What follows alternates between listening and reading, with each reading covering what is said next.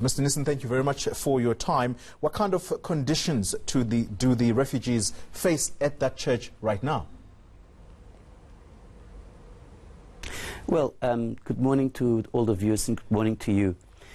Perhaps one should start off by saying that, there's a number of attempts that have been made, including the United Nations High Commission on Refugees, to dialogue with the leadership of the refugees and to ask them to accept the reintegration into the South African communities or the places where they come from, because the one thing that they want and the one thing they've been demanding is group resettlement to a third country, and the name of Canada has been bandied about.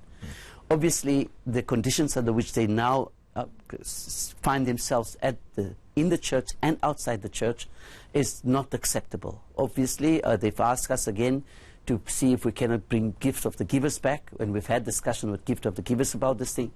And obviously also one must understand some of the issues confronting them. Some of those refugees on the square and in the church, some of them have not given up their homes where they come from. Some of them are still working, and some of them are still trying to peddle the lies that they will be resettled in a third country.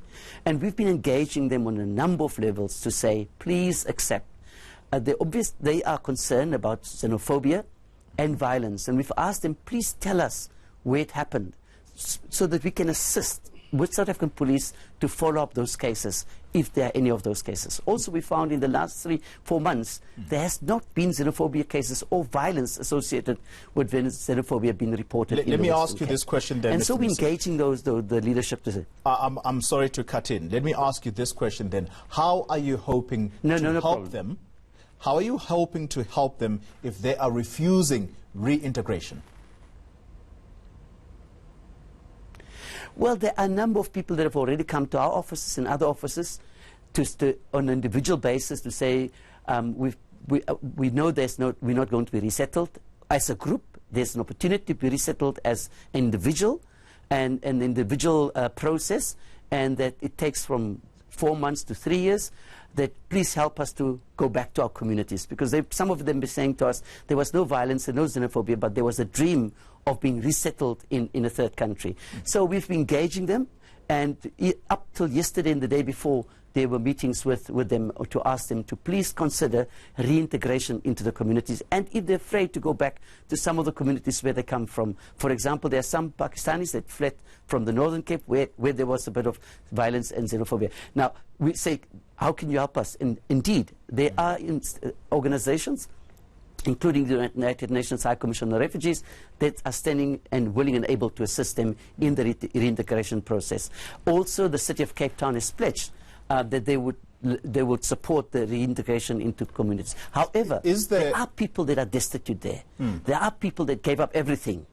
Is there a possibility that their wish could come true, that they are moved to Canada, and who would be responsible for that?